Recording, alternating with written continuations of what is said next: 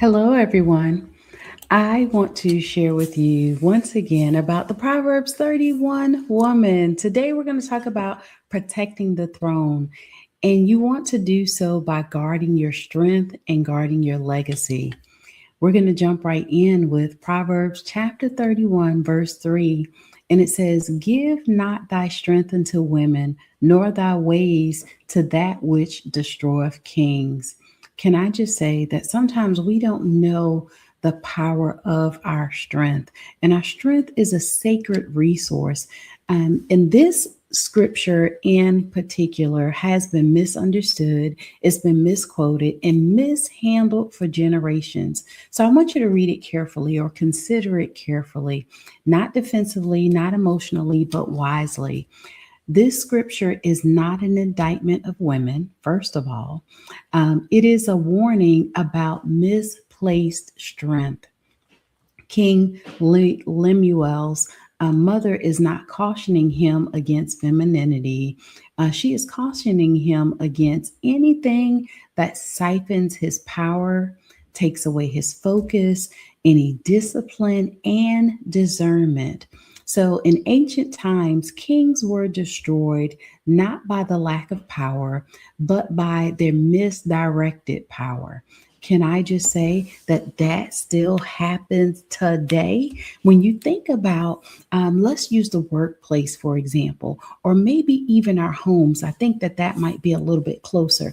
There, it is very easily the opportunity for you to tear down some situations, just basically how you interact within that environment. So I want to encourage you to consider what that looks like in your home or at your workplace. Now, strength, whether it's spiritual, emotional, financial, intellectual, or physical, it's finite, right? The Proverbs 31 woman understands that not everything deserves access to her strength, and not every relationship, opportunity, trend, demand, or distraction is worthy of her energy either. Now, this verse is about boundaries and not bias. It's about discernment and not domination.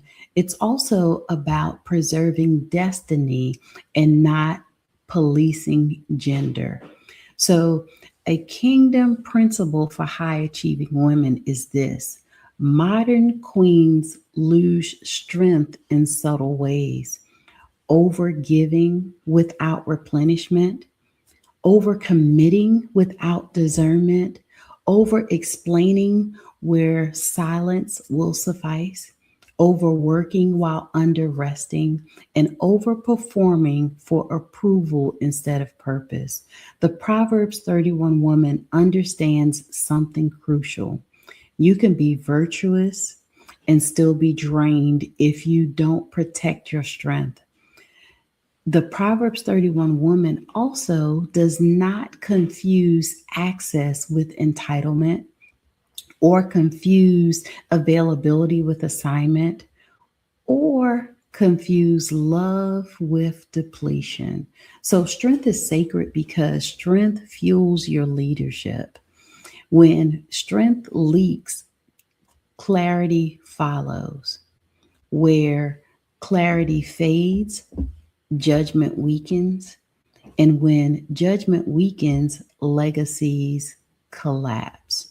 So that's why King Lemuel's mother says, "Nor thy ways to which destroyeth kings," meaning destruction rarely arrives after the disaster, right? Once it's done, you can't take it back.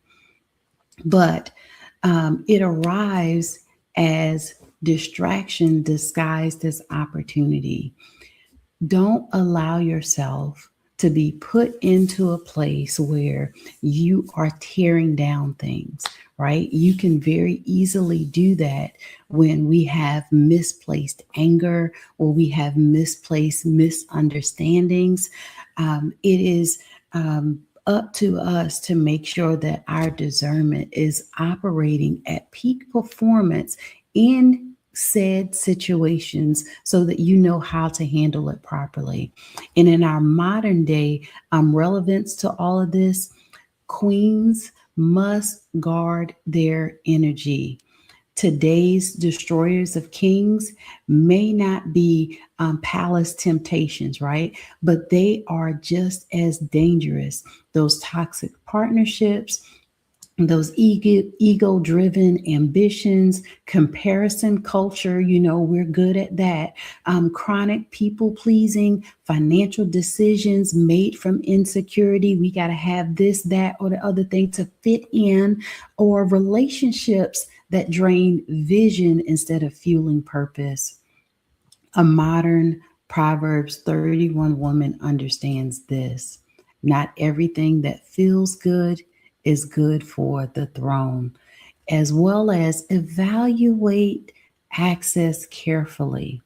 Does this strengthen my mission or weaken my focus? I mean, these are some real questions that you need to be asking yourself when you are going through whatever your transitions are in order for you to get to your wealthy place, right? For you to be able to go in and buy up the fields and consider some things. We're going to get there in these lessons, but we want to make sure that we're setting the proper stage and setting the proper foundation. So, number two is, does this relationship sharpen my calling or siphon my peace? Only you know that. You know what you can handle from what you're not able to handle. So consider that as well. And number three, does this opportunity align with my assignment or just my ego? Sometimes there's going to be some opportunities that's going to be given to you, and it's going to want to, um, how would you say, um, um, push your ego just a little bit, right? It's going to make you feel good, but is that the right situation or the right opportunity for that moment? And I quite often like to say that every answer is not no, but it could be not yet. And you get to determine what that looks like. So the Proverbs 31 woman knows that discipline is a form of devotion. So, why is this a leadership lesson and not a moral one? This verse is about behavior. Is not so much about behavior, but it's more about governance, right? Making sure that we are putting ourselves in proper positioning. And the Proverb 31 woman governs her time, energy, emotions, finances, as well as her voice, because she understands that you cannot lead nations if you can't lead yourself. First and foremost, right? Having that inner discipline on the inside. And I know that queens do not lose their crowns overnight. I've seen in times past where we give our crowns away because of how we act, or not taking things into proper consideration when necessary.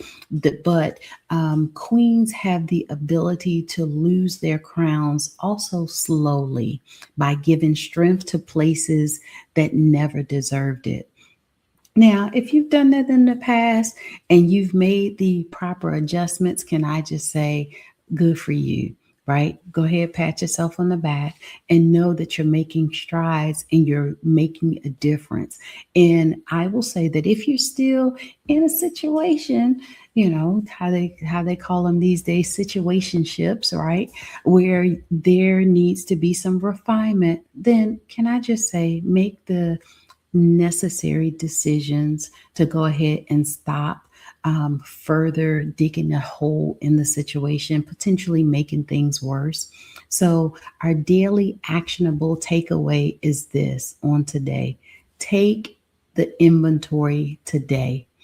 Write down 3 areas where your strength is currently being drained unnecessarily. That's right. Do the hard thing, right? Evaluate those relationships, the habits, the obligations, and what's distracting you from keeping you going after your purpose with everything within you. If you find that there are some areas, go ahead and work on it. But once you do that, once you write down those 3 areas, go ahead and ask yourself this question: does this protect my throne or does it threaten it? And you know if you're setting yourself up for a fall or if there's some areas that need to be worked on. If so, then okay. Today's a good day to get started and working on it, right? So make one boundary adjustment today, small but intentional, to reclaim your strength. And then lastly, our affirmation is this: my strength, oh, it's sacred. I guard my energy, protect my purpose, and preserve my throne. I do not give access where there is no alignment. And can I just say, be proud about that and be excited about what's next? Because when you cut off those areas, do you know that you give way to the Lord to come in and really bless you like only He can? With, I mean, I just know that anytime that we shed something in sacrifice for the Lord, that He has the ability to refill that area, that hole, that void that may be in your life with His goodness, with something that is going to come back and is going to reap some dividends in your life. So be okay with that, knowing that goodness is on the way. I want to encourage you on today to continue to keep tuning in for us to be able to share and reason over the information about the Proverbs 31 woman. And I know that God has given us a call right now for us to raise our levels of intentionality, our levels of discernment, and the way that we do things to impact the world. So, tomorrow we're going to talk about the fruit of our hands and how it's going to be blessed. So, tune in again. I look forward to meeting you here once more. Take care.